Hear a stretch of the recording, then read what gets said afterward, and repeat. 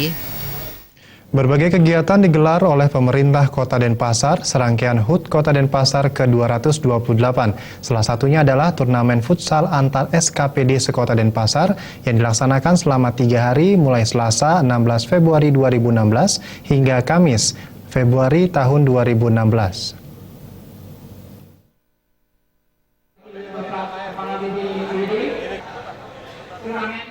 Ketua Panitia Penyelenggara I Gusti Agung Diana Putra di sela-sela turnamen mengatakan, turnamen ini bertujuan sebagai wadah silaturahmi antar pegawai serta membangun dan memperkokoh tali persahabatan antar pegawai di lingkungan pemerintah Kota Denpasar.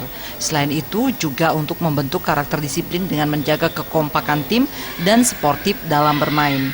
Turnamen futsal ini digelar selama 3 hari dari tanggal 16 sampai 18 Februari 2016 bertempat di lapangan futsal Jonggrang dan diikuti oleh 25 tim yang dibagi dalam 8 grup.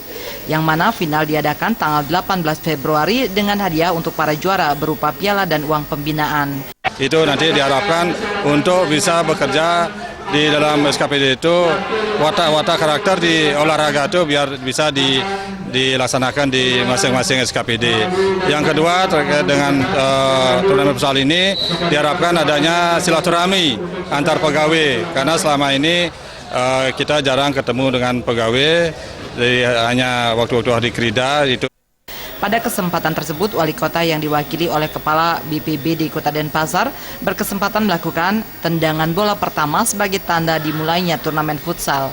Pada pertandingan pertama di lapangan A, mempertemukan antara tim Satpol PPA melawan tim Dinas Pendidikan Pemuda dan Olahraga. Kemudian di lapangan B, mempertemukan antara tim Kecamatan Denpasar Selatan melawan tim PDAM.